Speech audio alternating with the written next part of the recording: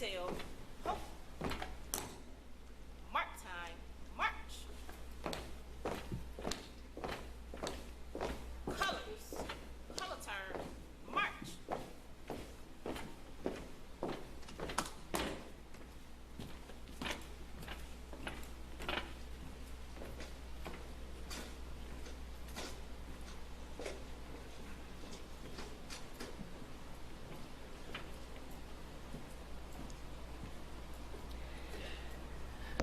Good morning, and may I invite you to be seated.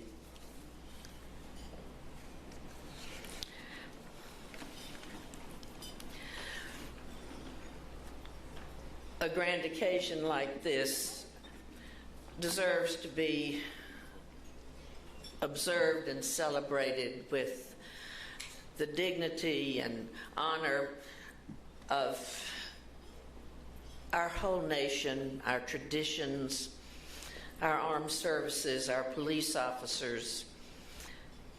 What a great time in the life of our country to come together from all points and be at peace in the same place, sharing so many common dreams. It's such an occasion that always calls for us to turn in humble thanksgiving to our Creator God. So I invite you to bow your heads with me and let us pray.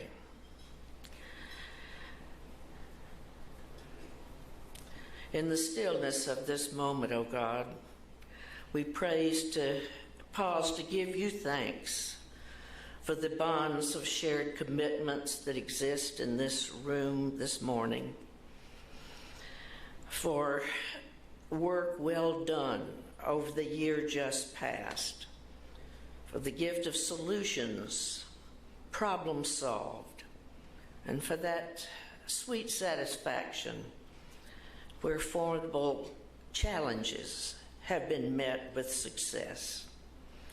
Whatever has been done, we have done for the sake of this great city and to your honor and glory.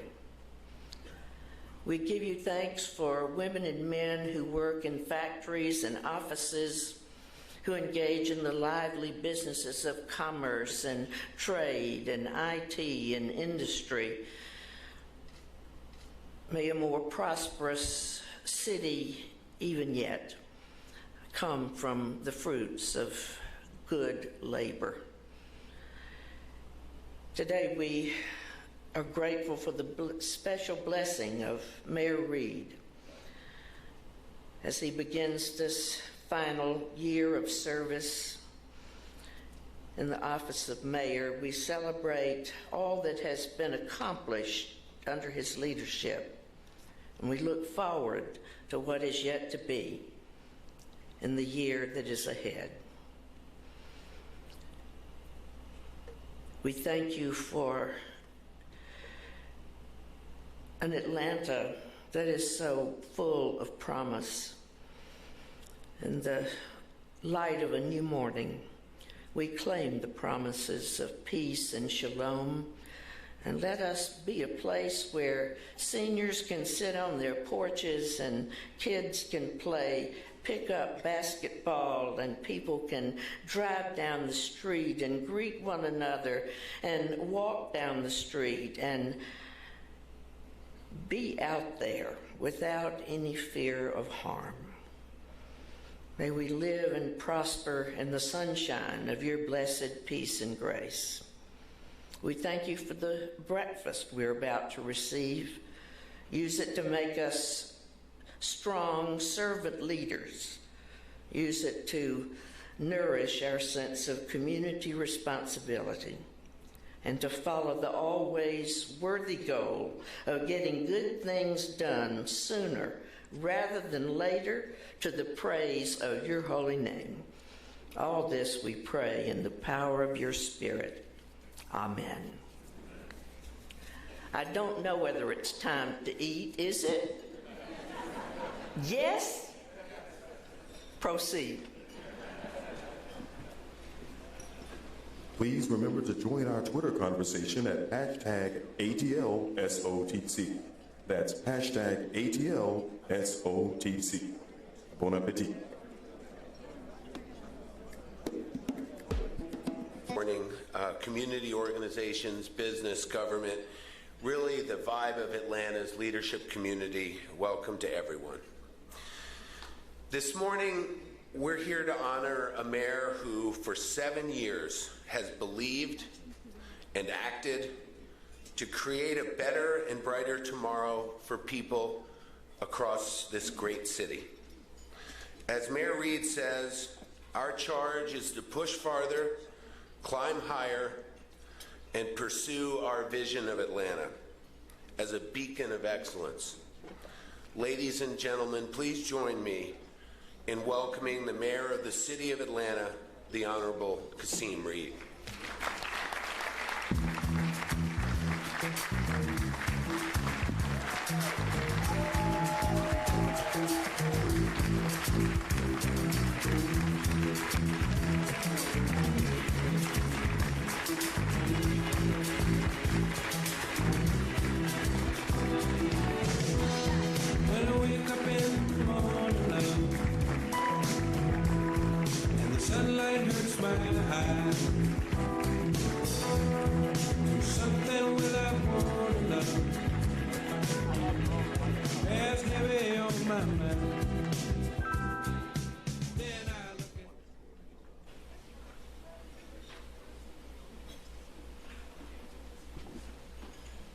Ladies and gentlemen, please stand for the presentation of the flags of the Honor Guard of the Atlanta Police Department.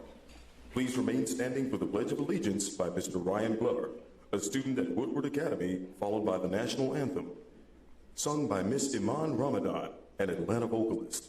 Finally, our invocation will be given by Reverend Joanna M. Adams.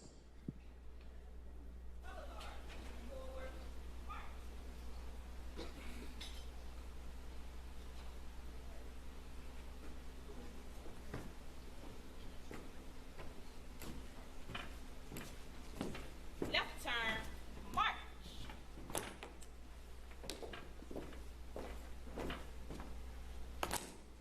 Present colors.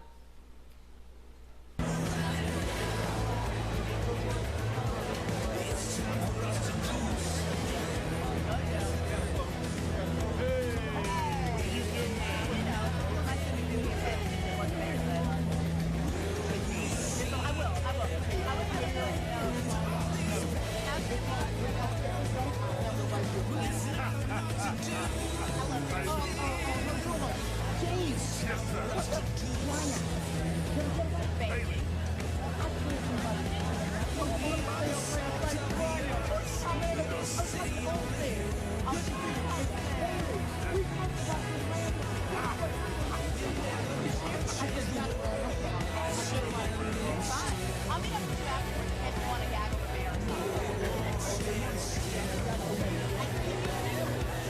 I'm looking like I know who the father is.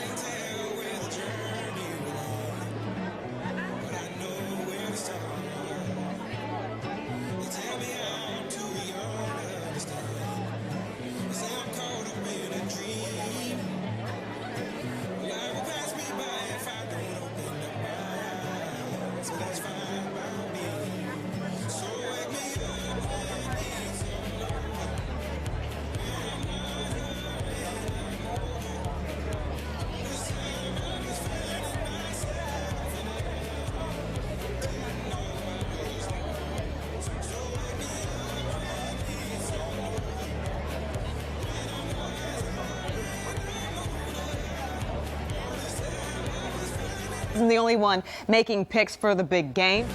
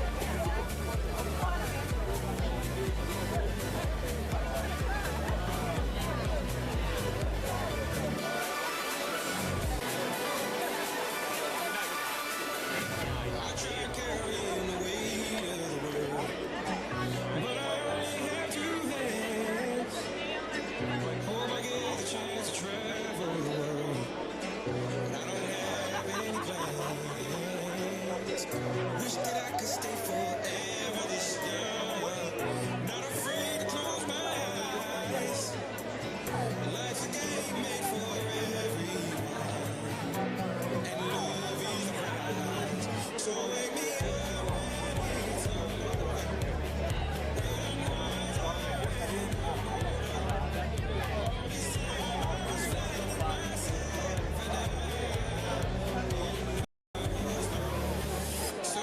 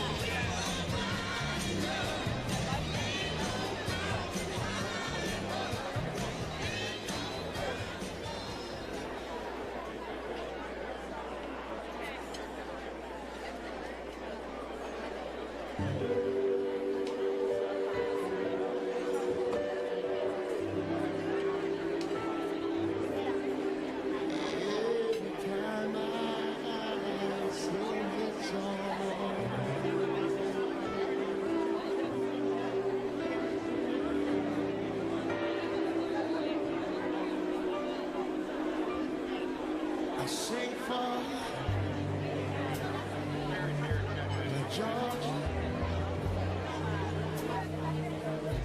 Oh, Georgia. I read let it go.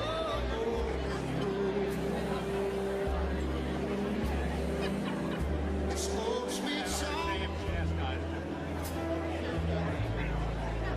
It's Georgia on my mind.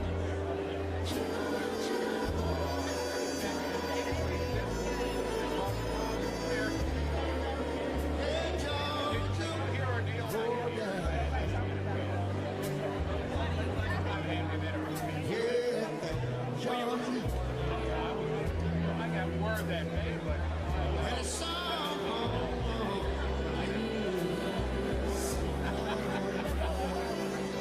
Comes in sweet and clear. It's moonlight.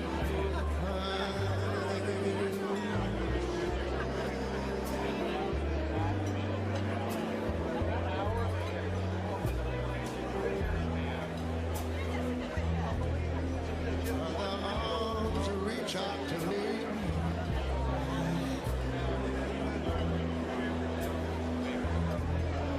Other eyes smile tenderly. Yeah. Still in Pittsburgh, did I see? On the road.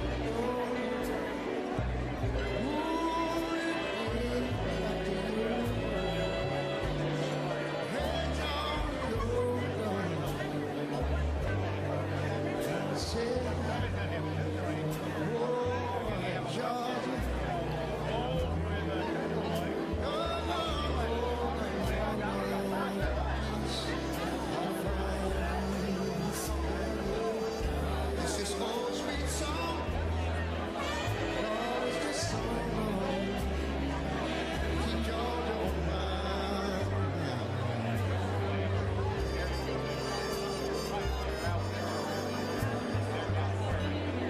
I feel that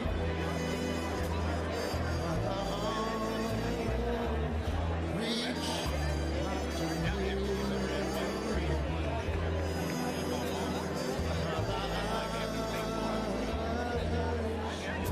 Smile tenderly, still in peaceful dream time. Oh, I see Missy Rose. I don't know back to you.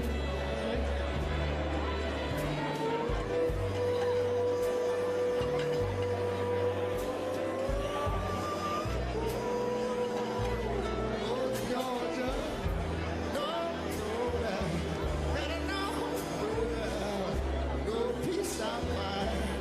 Don't you hear me now? It's just this old sweet song. Oh, I said that. Keep Georgia on my mind. On my mind. On my mind. It's all keep Georgia. Oh, on my mind. You know the little girls that are on my mind. Yes, it is.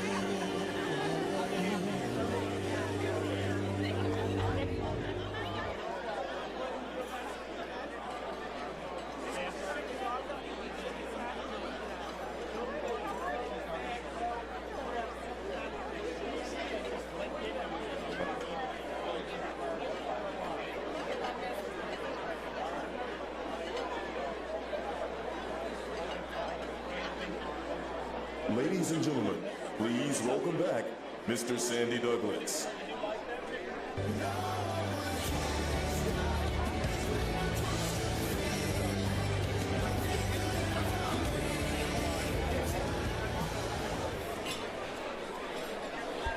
Okay.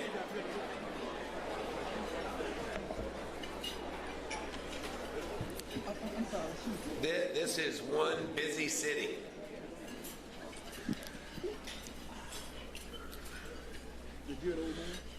If everybody could take their seats.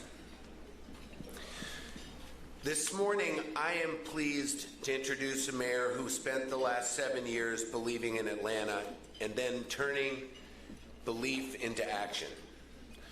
Action that has made our city stronger, smarter, safer, more inclusive, and more sustainable than ever before.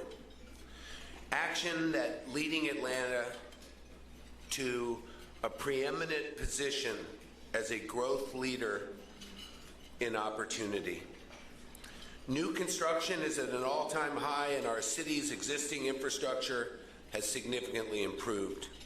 We see the transformation and the continued progress on the Beltline, the historic expansion of MARTA, the revitalization of our city's west side, and of course the new Falcon Stadium on the rise. Our city continues to attract Fortune 500 companies, entrepreneurs, and entertainers, bringing more jobs and more talented young people who will continue pushing Atlanta forward. Belief has been one of the core elements of our progress, and belief continues to bring us all together to uplift this great city. And it's been the belief from Mayor Reed, from the City Council, from the Governor, and from the countless civic and business leaders who are all here today. So to celebrate, we produced a video to thank Mayor Reed for his enduring belief, his commitment to action, and ultimately, his legacy that he will leave for Atlanta. So before we hear directly from the mayor, let's watch the video. Thank you. Atlanta has shown that it is a city full of a determined spirit, a city that rises from the ashes, a city where no dream is too big to chase, a city where belief and hard work make dreams a reality. I don't put any limits on anybody in Atlanta. I mean, we've had a way of believing in the difficult. Dr. King used to say, the difficult we do immediately. The impossible just takes us a little more time. And I think that's the kind of spirit Kasim Reed has. The way I look at Mayor Reed is that when it comes to attracting businesses and retaining businesses, I view him as the CEO, I view him as the head coach, and as the quarterback. The mayor has worked tirelessly to bring jobs to the city of Atlanta. And the cool thing about him is how he's worked across aisles. He's worked with everyone to make that happen. It goes back to his inclusive nature. Through the vision and collaborative efforts of Mayor Reed, his administration, and business leaders, Atlanta is booming with progress and growth. It has become a hub for research, technology, and entrepreneurs. Atlanta has welcomed world-class attractions and developments. Infrastructure and transportation projects have improved the quality of life, revitalized neighborhoods, and created a vibrant community. The mayor stands for diversity and inclusion because he understands what it means to have a rich community. A rich community makes it a community that's inviting, and a community that's inviting, well, it attracts new businesses. Just look around the city. As I think about his tenure as our mayor, well, we have more jobs, we have billions of dollars of development underway. Oh, by the way, we're financially sound as a city, which is a pretty good thing. We've overcome many challenges and obstacles to put the city on a firm financial footing going forward. Think of what Mayor Reed has done for the last few years. They're on the verge of really growing Atlanta into the Silicon Valley of the East. NCR came to Atlanta primarily as a result of the quality of talent, great people, a wonderful university system, a great place to live, work, play, grow a family, and frankly, for us, a long-term home. What makes this administration special is a focus on inclusion. How do we help everyone? So with every decision, it's made with integrity, it's made with a best-in-class focus, and the question is always, who do we help and how do we help them quickly? From 2010 to 2017, we've done some pretty remarkable things. We wanted it to be safer. We wanted it to be a caring city. No one had ever hired over 2,000 police officers, but we did. We opened the international terminal, so that helps to bring the people from all over the world to the city of Atlanta. We're seeing incredible public and private partnerships. Mayor Reed has been very instrumental in getting transportation dollars on the federal level, but also building relationships throughout the state that have benefited the city and our infrastructure. He follows the rule I follow, his passion. We both wanted great things for the things we love. His city, my company. Atlanta is a welcoming city, and Mayor Reed's administration has worked to make it a community that embraces diversity and serves with equity and equality. To ensure this inclusive spirit continues, the Centers of Hope provide guidance and experiences to Atlanta's youth, giving them the education and development to discover and believe in their dreams. We need our children to have leaders like him. Now look at what he's done from, going back to Joseph Boone and the idea of Ben Hill and rebuilding there and giving money back and giving to the idea of hope, because seeing is believing. The reality of changing your projection is how you become a success, because I can feel it. I feel like it can happen. I'm not just a product of my experience. I'm a product of someone actually believing in me. Today, we need leaders like Mayor Reed who put their communities, their city, their state, their government before them. And that is what he's done. We're better because of Mayor Reed. The city of Atlanta is a wonderful place, and it's a spectacular place to work, but it is measurably a better place to work because Mayor Reed's been here. At the end of the day, how can you make this world a better place? Doing good work to make our community, to make our state, to make our city the best that it can possibly be. That's what he's dedicated to. Doing good can almost be the hallmark of the Reed administration. Doing good work and continually being successful. This city is something of a miracle. And Kasim Reed has been very much a part of that miracle. I'm proud of his service as mayor. The city of Atlanta is stronger and brighter than ever before. It's an exciting and transformative time in our great history. We have worked together, shoulder to shoulder, to create unprecedented growth, progress, and new opportunities. Atlanta is on a path to take our place among the leading cities of the world. But we must never forget that to achieve that greatness, to be that shining city on a hill, in the midst of our success, we must be a city for everyone. Believe in those dreams, Atlanta. Match them with relentless effort, and we will make them a reality. So for the last time, it's your 59th mayor. Let's go. The City of Atlanta would like to thank the Coca-Cola Company for 8 years of a wonderful partnership.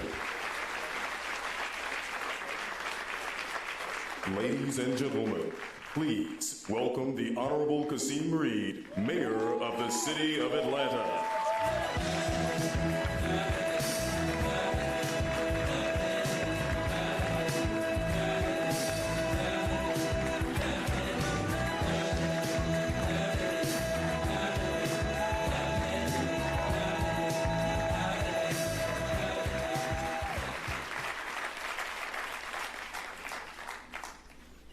See, Bernard Parks just got in here, walked in late.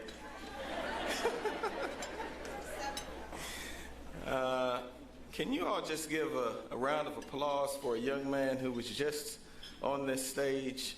Ryan Glover, who's like a nephew to me, was the quarterback for Woodward Academy. And out of all of the colleges and universities in America he could have gone to, he chose Penn, because he's going to be a Wharton man one day. Please stand up. He gave the Pledge of Allegiance. That's what we're talking about.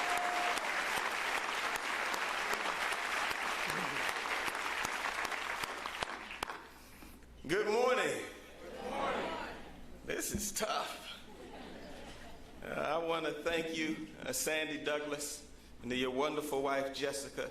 Thank you for being with us again, for that kind introduction. Please give Sandy a huge round of applause for representing the Coca-Cola Company so ably. I'm grateful to you, Sandy, for being here. I also want to give my personal thanks to the Coca-Cola Company for your partnership and for sponsoring this event for all 8 years of my term. This is a special moment for me. It's my high honor to be here, as it is every year, to celebrate our progress and reaffirm our commitments to our residents, to our city, and to one another. And while this might be my last year as your mayor, I also believe that it will be my most fulfilling. I'm going to give my very best. That feeling has much to do with the work that so many of you in this room did together in the year 2016 and over the last 7 years. During the toughest economy in 80 years, what we did in our city was lean on each other. And I believe that Atlanta is so much better and so much richer because of it. I want to thank some of my partners for the essential roles they played in this success, beginning with the Atlanta City Council and its president, Caesar Mitchell. Will the members of the City Council please stand? I could not have had better partners.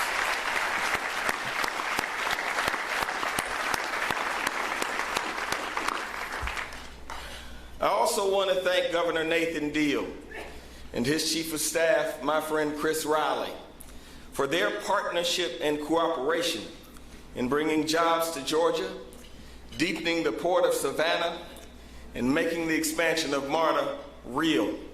Thank you, Chris, and thank the governor.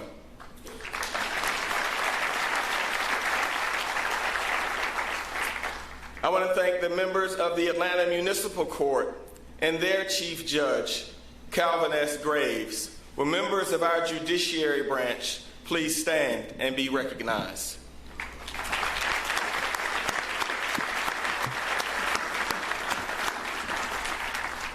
And I am always delighted to recognize the city's Consular Corps, more than 70 in number. And I want to thank my friend, John Dyer, the President and Chief Executive Officer of Cox Enterprises and the Chairman of the Atlanta Committee for Progress, for his leadership.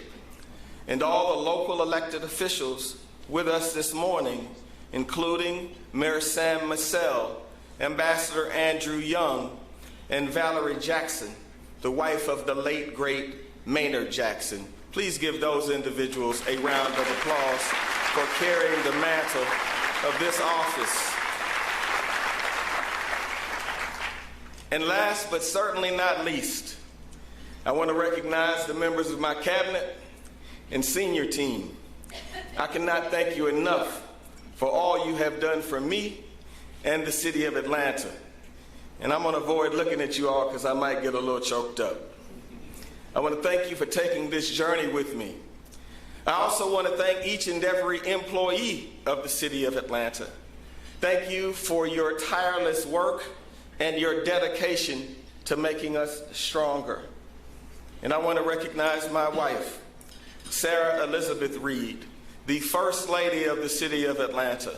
Please stand and let everybody see you. You did a terrific job on that video. I don't know where that was, but it was beautiful. You were probably looking for a new house. She can't wait for me not to be mayor. I want to recognize my parents, my mom and my dad, Junius and Sylvia Reed. I love you guys so much. Thank you for making my life possible. Dad, Mom.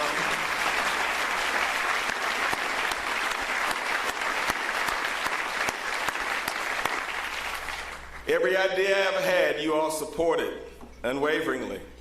And I believe that's why I'm standing here right now. My stepmother, Dr. Roxbert Phillips Reed, my mother-in-law, Susan Peace Langford. I've gotten better at this, you see. And my brothers and their better halves. My brother Charles, my brother Carlton and Joyce, and Tracy and Crystal, who's like a sister to me. Thank you for being here. My family support makes all the difference in the world to me. All that we've done, we dreamed together. And to my brother Tracy, thank you from the bottom of my heart.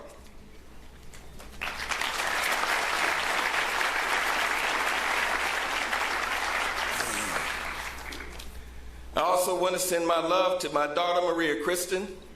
You've changed my life and made me a much better man. And I know that she's terrorizing the babysitter in the suite upstairs right now.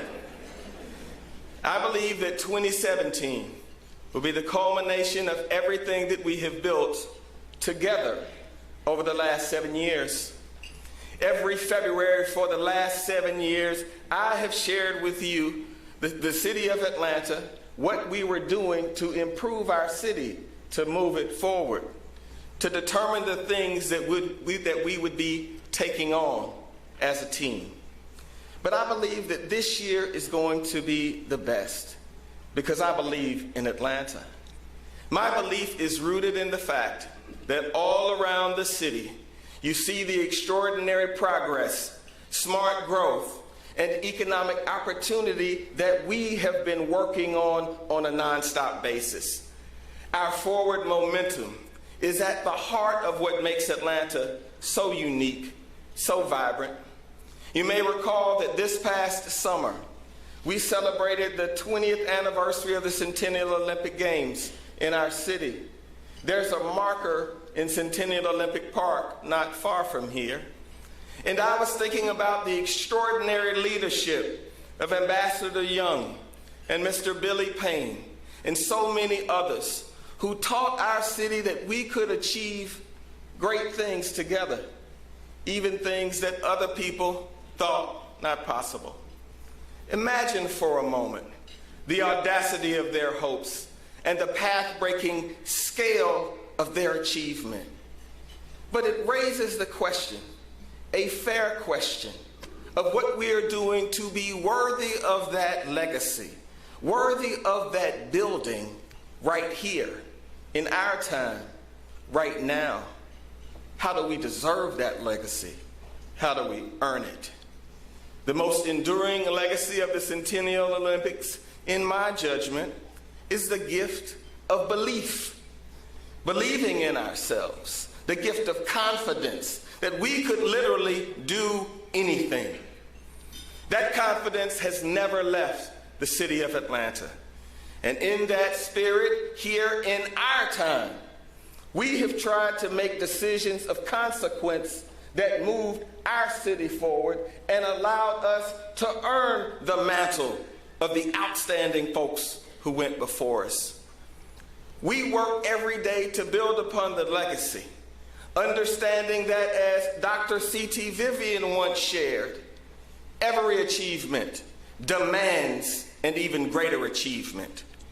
We made choices that added to this body of work and put us firmly on a course to be one of the leading cities in the world.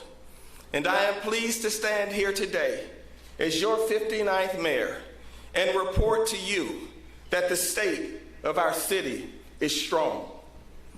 And when the people of Atlanta look back on what we did together, what we started together, I hope that they will see and believe that it was a turning point in our city in so many ways. I hope that they will see and agree that we earned the right to continue our city's noble legacy, that we made decisions that will guide and galvanize our progress for the next 10, 20, 30, 40 years. By almost any measure, your capital city is better off than when we started on our journey together 7 years ago.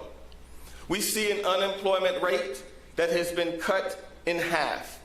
We see 10,000 new jobs in 2016 alone, and a crime rate reduced by 27 points since we took office and now stands at near 40-year lows. We've attracted to our city the most new corporate and regional headquarters in a generation, 17 relocations in the last 42 months alone.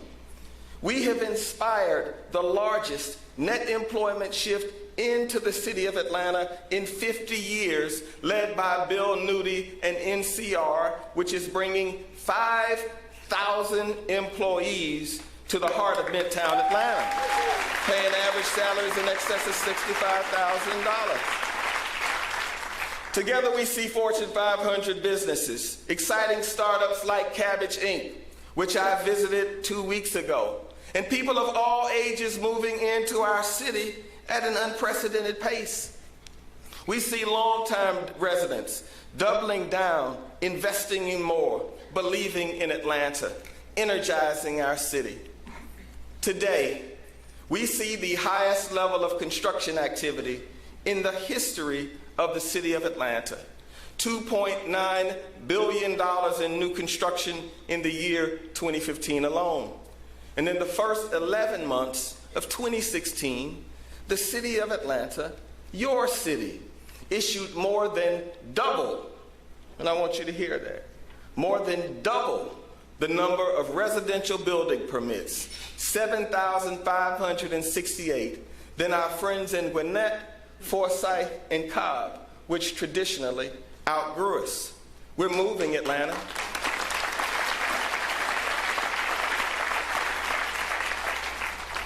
Because of our efforts, Atlanta is in the strongest financial condition that it's been in more than a generation.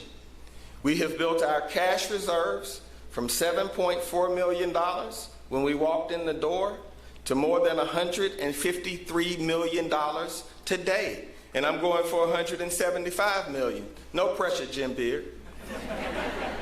Together, we have balanced our budgets for 7 consecutive years without once turning to a property tax increase. We have moved our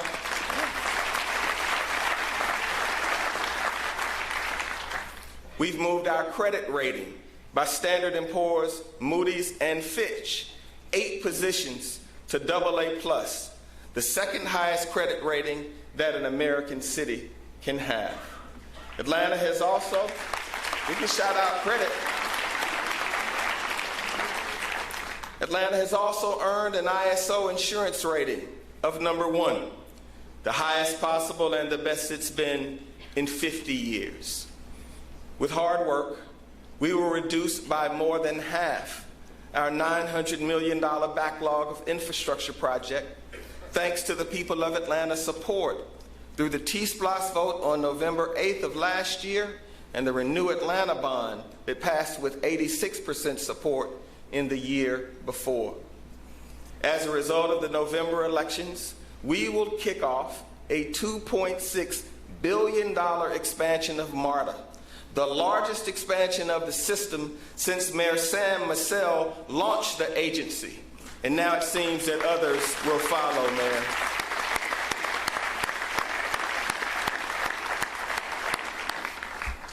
We will connect our neighborhoods and workers to our job centers in ways that we did not think possible just 24 months ago.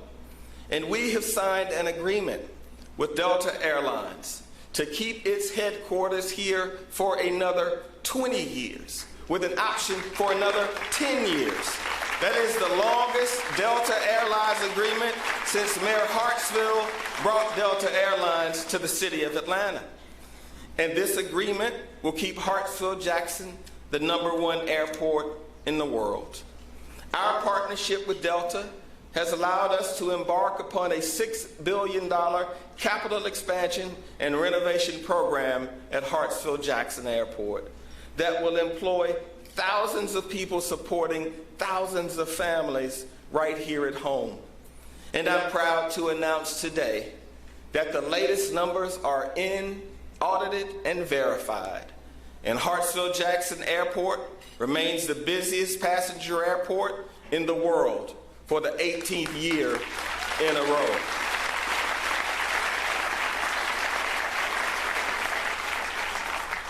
Last year, our airport handled more than 104 million passengers. That's really something special, and the people are doing a terrific job.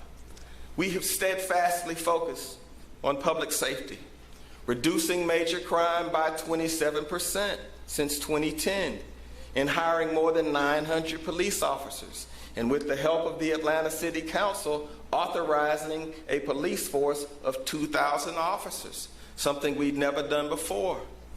We also championed the environment, and our leadership has been recognized as one of the most sustainable cities in America. Who would have thought that just 3 years ago? The city of Atlanta was honored to be named one of the 100 resilient cities in the world last year by the Rockefeller Foundation. This global network of cities has been handpicked to share resources and formulate strategies that will meet the environmental and social challenges of the 21st century. And I would like to thank and recognize RC100 leader Otis Rowley of the Rockefeller Foundation, who flew in from New York to be with us this morning. Thank you, Rowley. Thank you, Otis. Thank you. In partnership with Governor Deal and the state of Georgia, the city of Atlanta has become the third largest television and film production center in the United States of America and the fifth largest in the world. Look at this story, right? Just 7 years ago, Chris, this was about a $300 million business in the city of Atlanta and the state. When the state got behind it, and when the city started working on it, that business today is now a $7 billion business in our city and our state and employs 24,000 people and is growing at record paces. And some of the most valuable motion pictures in the world are being filmed right here in Atlanta and right in the metro area and right in the state of Georgia. And the governor deserves a round of applause for that.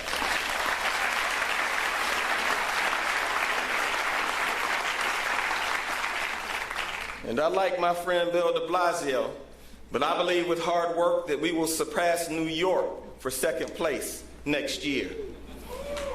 That's pretty cool. But we didn't stop there. We're boosting our stature as the cultural capital of the Southeast with the largest expansion in Zoo Atlanta's history and the largest expansion of the Atlanta History Center with the relocation of the cyclorama. Look at the Woodruff Arts Center. They just raised $110 million in their transformation campaign. Woodruff leaders surpassed their goal, led by Virginia Hepner, by $10 million because they dared to dream big. They acted in the Atlanta way. And the city of Atlanta responded. All of you responded.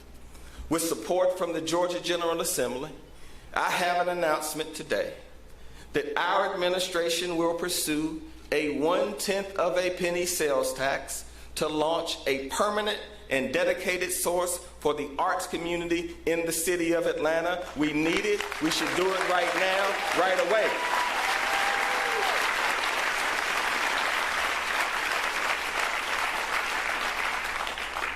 So today I'm asking for your help.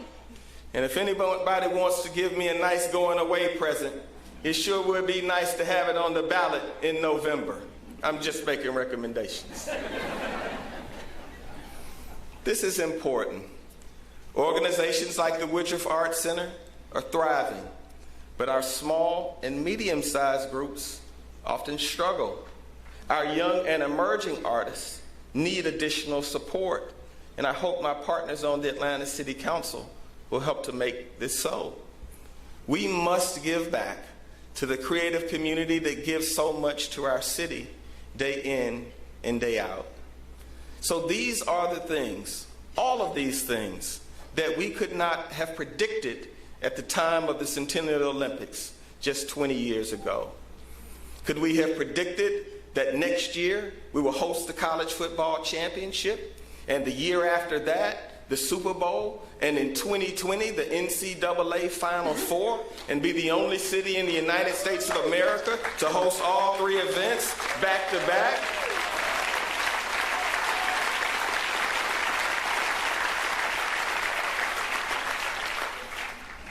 This is a big deal. I'm not going to use Joe Biden's saying, but it's a big deal. The reason it's such a big deal is because when the governor and Chris and corporate leaders like Sandy and leaders like Dan and I go to recruit new businesses and new conventions to the city of Atlanta, we open the meeting by saying we're one of 6 cities in the United States of America ever to have hosted an Olympic Games. And by the way, after that, we hosted the College Football Championship, Super Bowl, NCAA Final Four, and the most successful NCAA Final Four in history. What do the other cities have? This is an important business, and it's an appropriate moment to pause and think about everything that we have done together. The progress that everybody in this room has been such an essential part of. And I hope you feel that, and I want to thank you for it. But we could not have done it without the confidence of the people of Atlanta and their belief in us. Every time we've asked for their support, the people of Atlanta said yes. They never wavered. They responded consistently in an overwhelming fashion and said yes. We want to be in the future business. We want to lead in the 21st century. The people of Atlanta have given us the gift of public trust, and for that, we are grateful. But gratitude is not enough. Gratitude must be backed up with action, relentless, tireless action. Because at the end of the day, when it's all said and done, people elect you to win for them, to make their lives better, to care more about their future than you care about your own, and to keep your promise to come back for them, even when they weren't with you or fought you every step of the way. That's leadership. That's the Atlanta way. The faith that they have in us.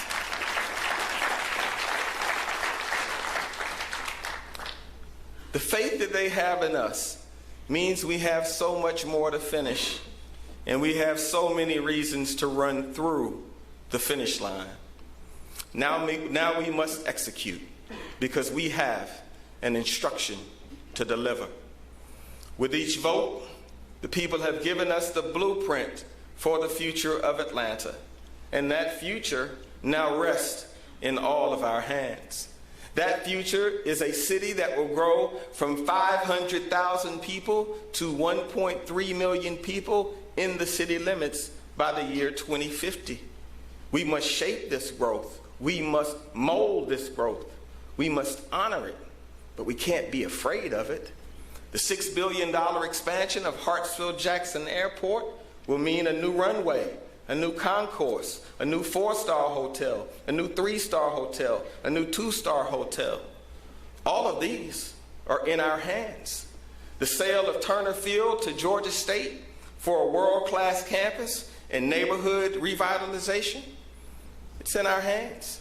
So is the renovation of Phillips Arena, which will keep the Hawks and the NBA downtown for decades to come. And all of this will ensure that Phillips remains one of the premier sports and entertainment venues in America.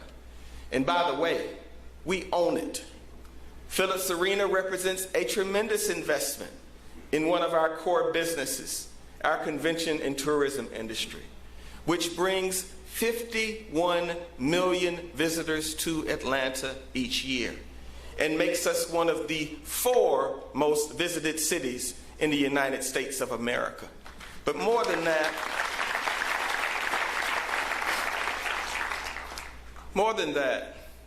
it supports 200,000 jobs of all kinds and generates $15 billion in spending in our hotels, in our restaurants, and our now local businesses. It also ensures that people will be able to go to work and be able to support their families. All of this is in your hands. We don't take these things lightly. We are steady and careful and precise. We and the Atlanta City Council are intentional. You see, Ponce City Market didn't just happen. Buckhead Atlanta, it didn't just happen. These things were made to happen. We intended for them to happen. Just as we intend to improve the lives of folks who want a fair shot at life and a fair shake, not a guarantee of an equal outcome, but a chance to live the best version of their lives. We're not just talking about big flashy projects either. We're talking about our community-focused developments too. We work hand in hand with our partners at the Atlanta Housing Authority under the chairmanship of Dan Halpern and the leadership of Catherine Buell to build the Mechanicsville Cityside Affordable Housing Development. This first of its kind development in the Southeast is unique and special because this is single family housing with public support, and it represents a new approach for our city. And I know it makes a difference when folks have an individual standalone house, because I saw the dignity that came when people drove into their own driveway, played in their own yard. This program, people have the opportunity to rent these homes for 15 years. And if they've been good tenants, at the end of that time, they get to buy them. That's what we should be doing in the city of Atlanta.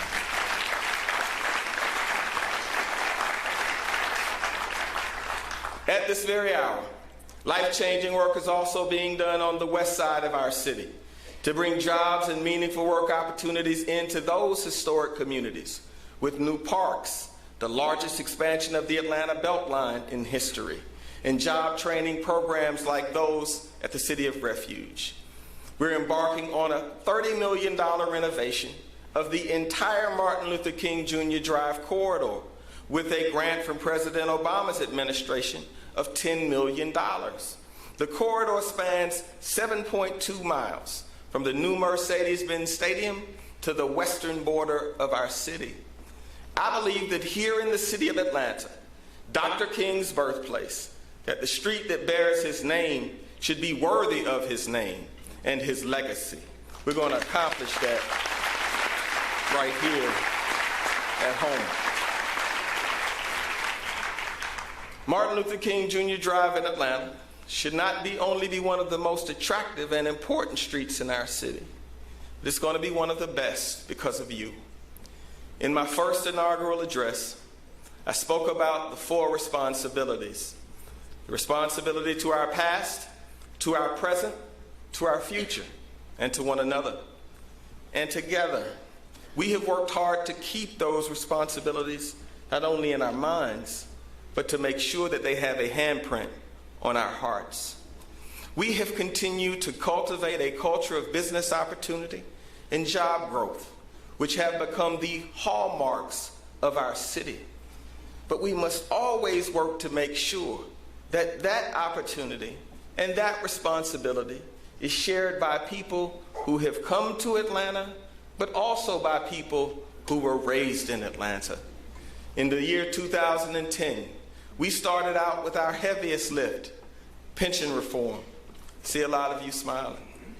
Our solution, approved with unanimous support, has become a model for other American cities to follow.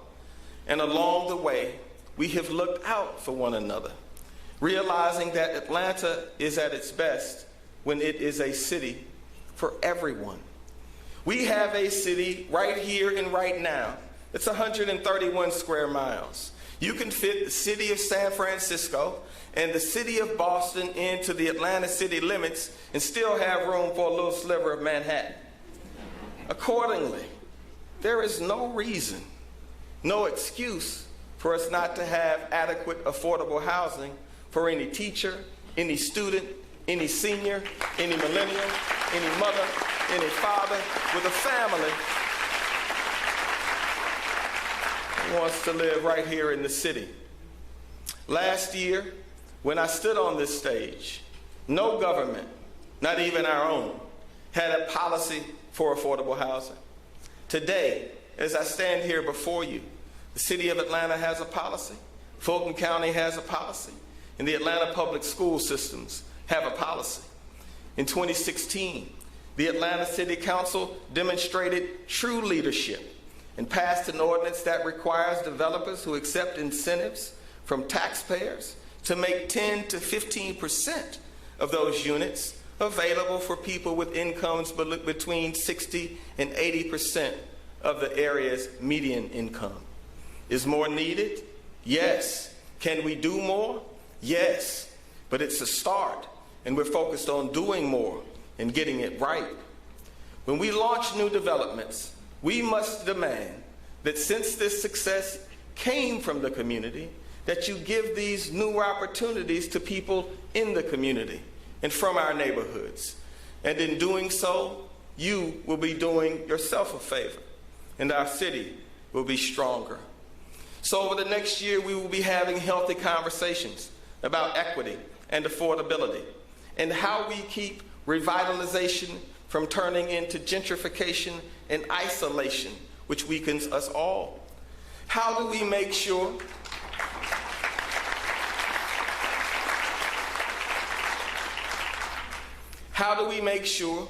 that people who have been in Atlanta all of their lives aren't forced to push their noses up against the glass to look into a window of success and prosperity, but remain locked out of it themselves? We are going to figure this out in Atlanta.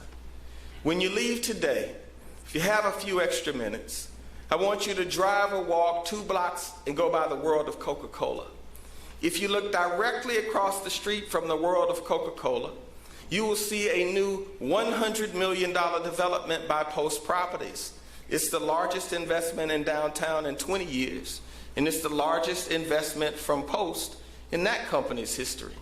It has 444 units in it.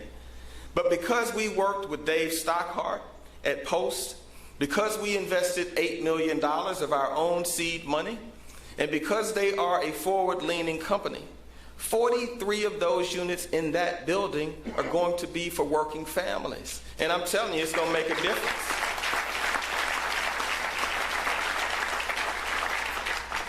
In a development where the average rents can run as high as $2,400 a month, these units will be homes to residents paying as low as $900 to $1,200 a month. That's a life-changing event for a family. And as a result, working families will be living side by side with some of the most affluent people in the city of Atlanta. All of them waking up in the morning and crossing the street and enjoying Centennial Olympic Park, or walking 2 blocks to get MARTA at 5 Point Station, or grabbing a cup of coffee at Starbucks, enjoying the kind of lives that you and I enjoy. That is what the fabric of Atlanta should look like. That is the business of our city. That's what we should be about. And we're going to be about it. We're going to be about it.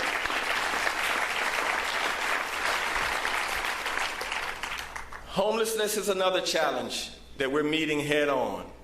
Last year, the Atlanta Continuum of Care saw a 6% decrease in our city's homeless population. We've seen success stories like a gentleman named Benjamin Graham, who was homeless for 5 years in the city of Atlanta. Mr. Graham suffered through a series of tough moments in his life. He experienced childhood trauma. He spiraled into addiction. He lost literally everything. He even slept under a bridge not far from here for a period of time. And after receiving assistance from our partners, he got sober and eventually started his own business. He now has a convenience store on Auburn Avenue. He sits on the board of Partners for Home, and he is here today.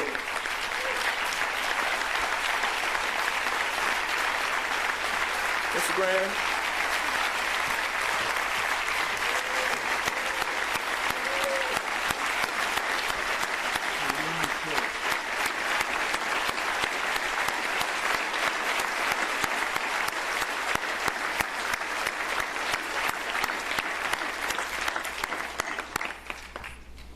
So if you ever need proof that the city of Atlanta is a city of second chances, call Mr. Graham, because you just saw an example of it. Our push to give people a chance and eliminate homelessness is not new.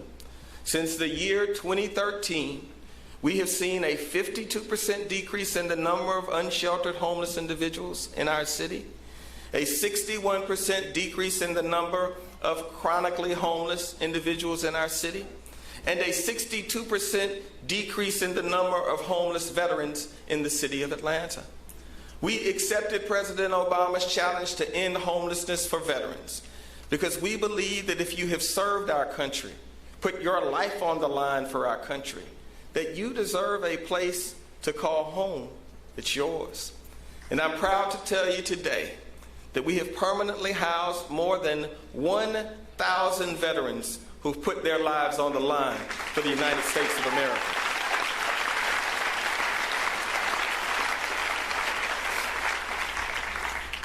We have reduced homelessness for our veterans to functional zero in the city of Atlanta. And we still got a way to go, but we're moving the needle, and we're going to keep going. So today, I am proud to announce that the United Way of Greater Atlanta will match the City of Atlanta's contribution of $25 million in our biggest effort yet to make homelessness brief and rare in the city of Atlanta.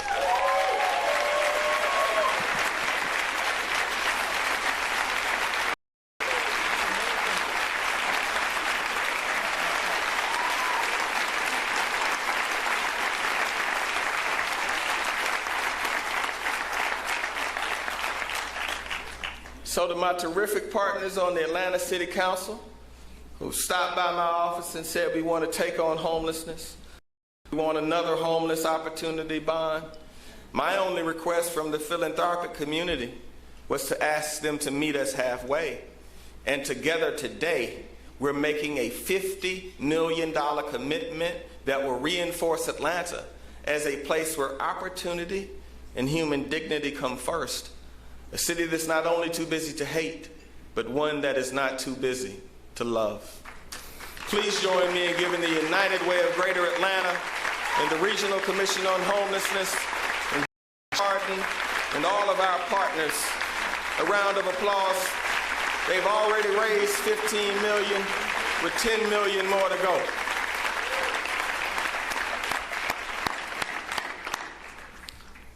We're working to improve lives right now, but we're also taking the long view.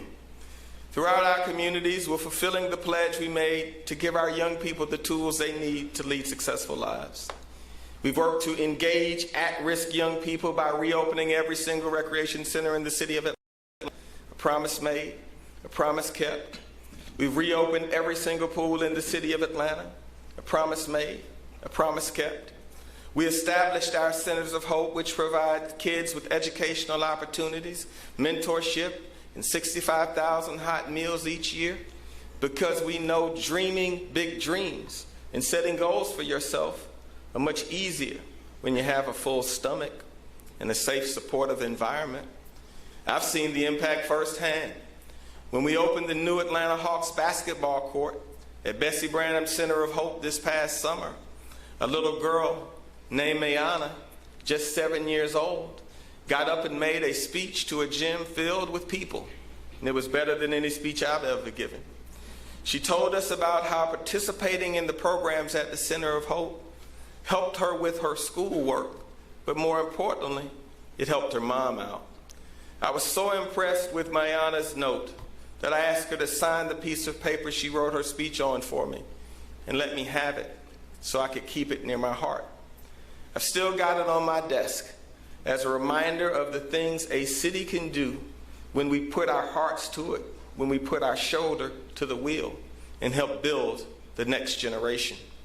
And while we have opened these centers, we have been able to reduce crime among teens and juveniles by 22%. But we've got more to do and a long way to go. With every ribbon cutting and groundbreaking we've done at our parks and recreation centers, I've seen kids just like her. They have that same spark which can now burn brighter because we supported them, although you may never see them. I believe that cities are best when we see them through the eyes of people who need help the most. Last year, I had one of the most impactful moments in this job. I met a woman, she was not from Atlanta, she was actually in Chicago, who told me how hard it was to keep a steady job while getting her daughter the life-saving medical care that she needed. There was a clinic close to home, but it wasn't a good place. It didn't provide quality care for her daughter, and eventually it was closed.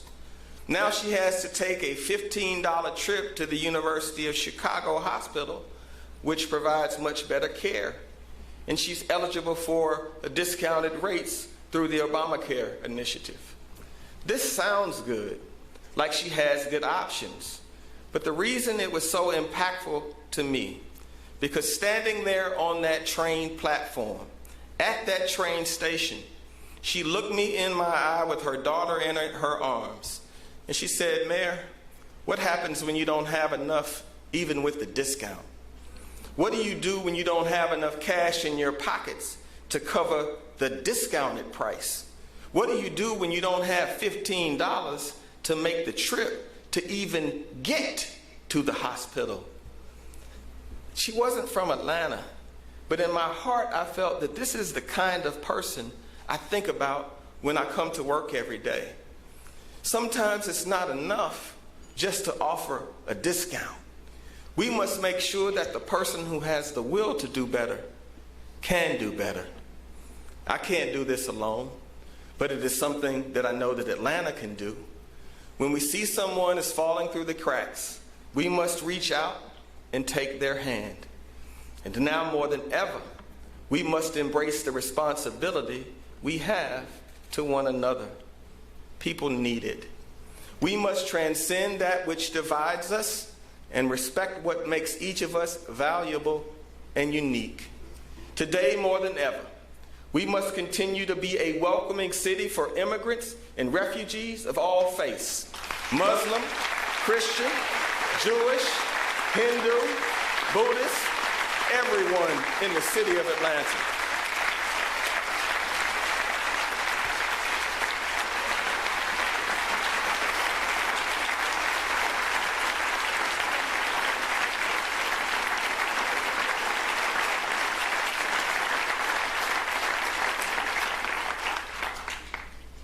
I don't know if you noticed it this morning, but our national anthem couldn't have been sung more beautifully. No administration has invested more in public safety than ours. We've cut crime by 27%, and I believe in keeping our city safe. I believe it is my most sacred obligation. But at the same time, I believe that it is wrong to cherry pick which refugees are allowed to find a safe harbor in the United States of America. And I certainly believe that if individuals are captured or detained at our airport, that they need to have access to adequate counsel. They can't sit in a room without a lawyer. As a city that rose from the ashes after the Civil War, Atlanta saw firsthand the destruction that comes with blind prejudice and hate. We need to keep our arms open to the kind of folks who came here and built this country. And unless you're Native American, there was a time when you were them. So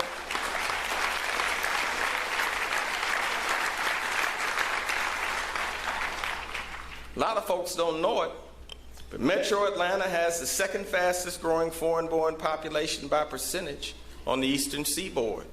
With our Welcoming Atlanta initiative, we embrace the hopes and dreams of people from all around the world. That is the Atlanta way. The result of that is plain to see. In the last decade alone, our international community has grown by almost 70%. We must continue to push for equality for women, and our cabinet, which is 50% women, reflects that as my core belief.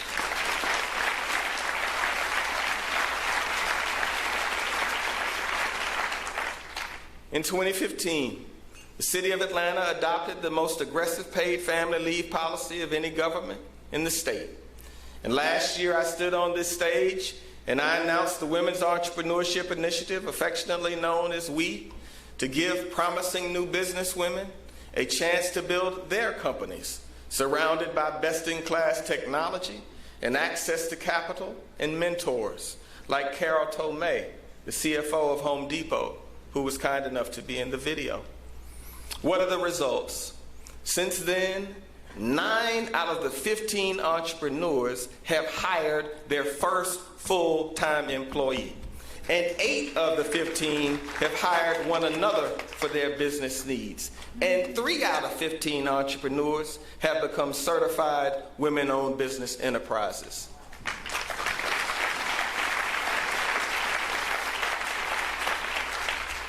Despite the importance of women to the economy, there's no other city-backed initiative of this kind in America, but there should be.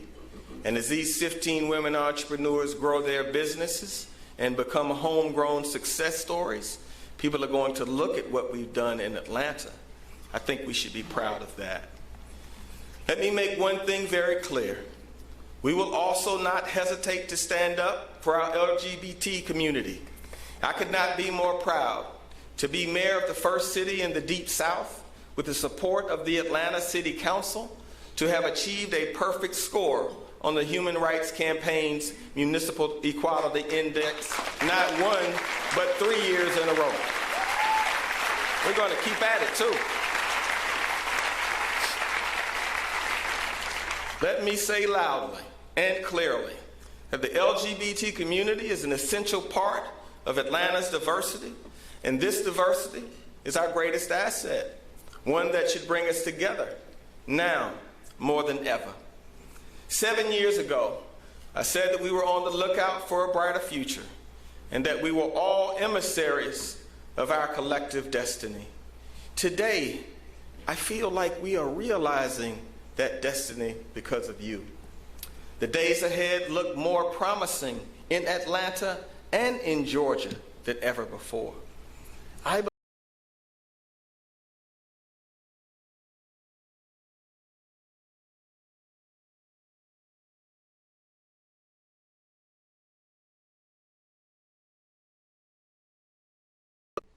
We are an emerging global force with a GDP of more than $305 billion, bigger than 30 states in the Union. This is the city that you have built with your hard work. You have made Atlanta ascendant. Do not fear what's next.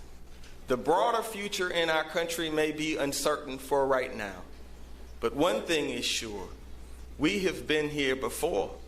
Atlanta will lead the way. That's the Atlanta that I know and love. That's the tradition of the Atlanta way.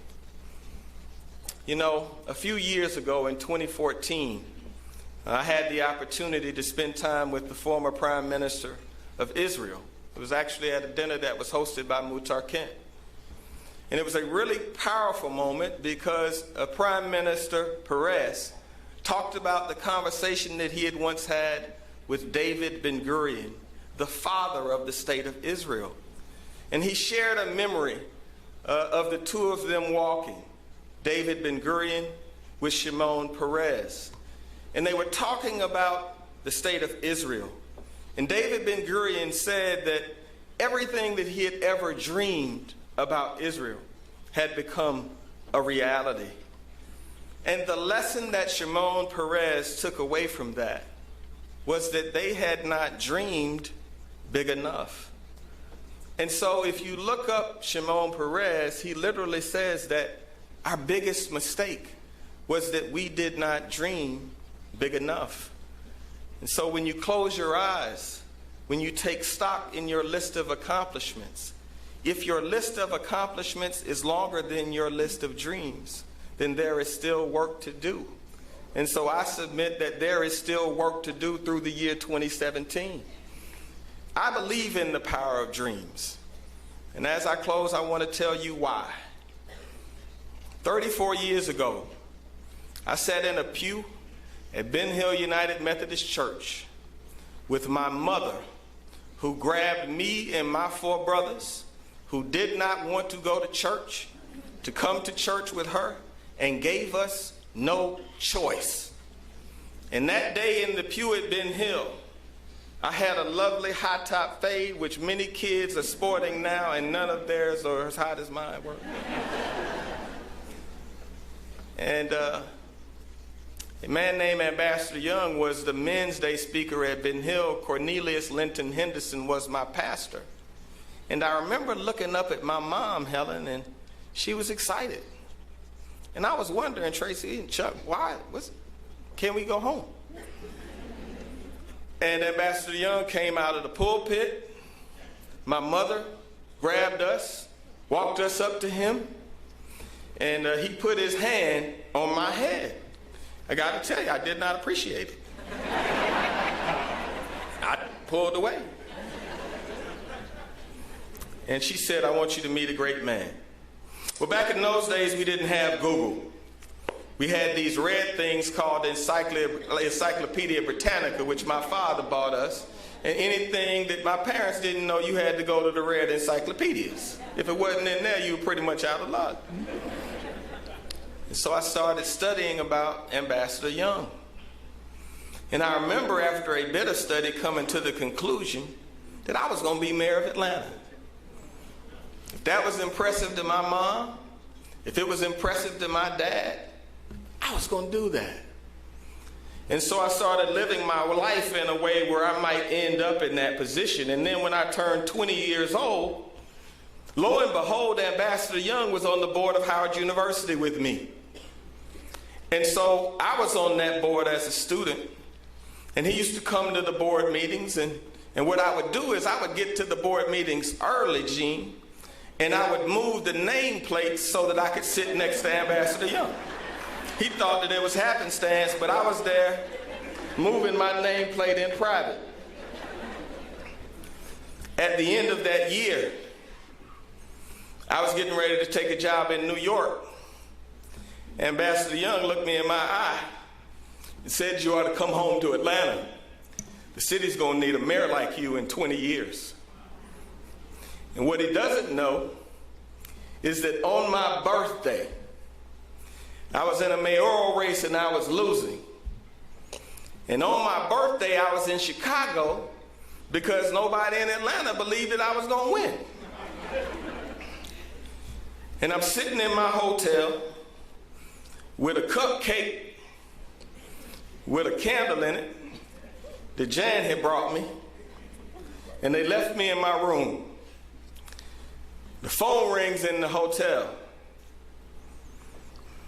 And he said, "Kasim, this is Andy."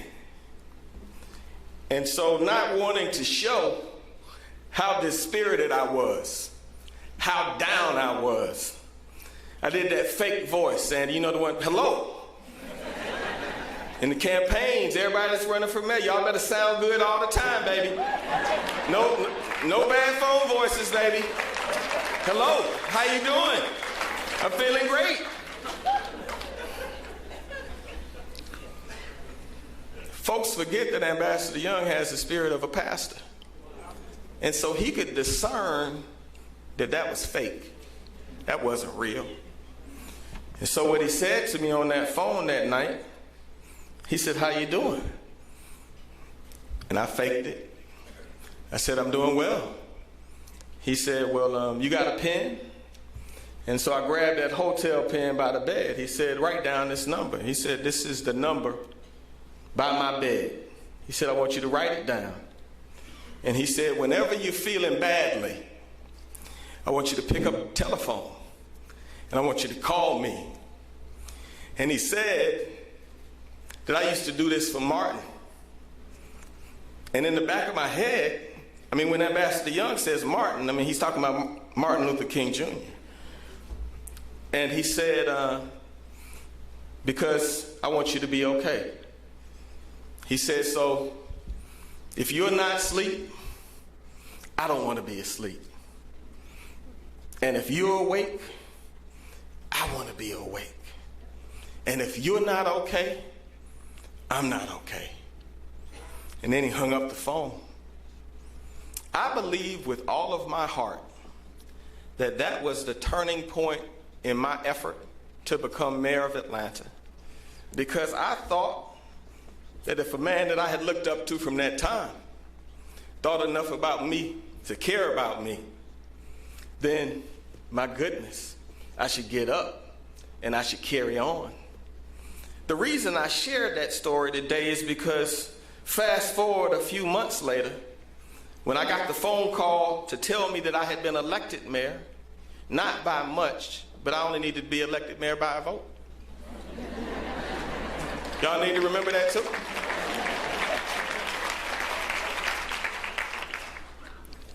Sitting by my side in that hotel was Ambassador Andrew Young. It had been 40 years.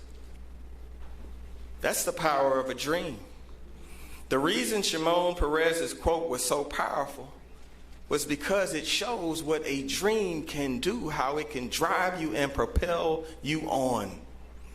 But there's another story in that story, is we need to continue the Atlanta tradition of doing what Ambassador Young did that night. And that's to look out for one another. It's not fancy. It's not complex. It doesn't take an army. The Atlanta that I know and that I love is really simple. All of us need to remember that we can do it on a larger scale. It's 3 easy statements. You pick up the phone. You call somebody. You tell them. You ask them, how you doing? And you tell them, this is my number if you need me.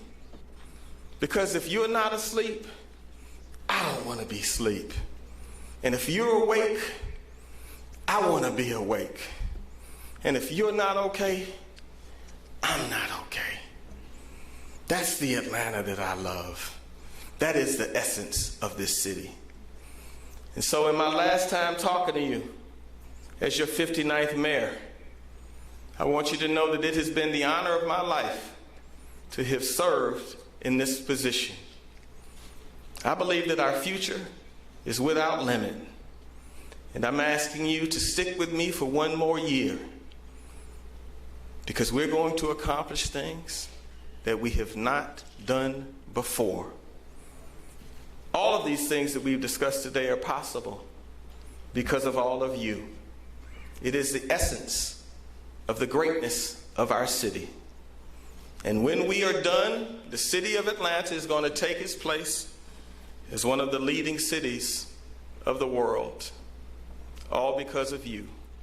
It should be so, and it will be so. God bless you.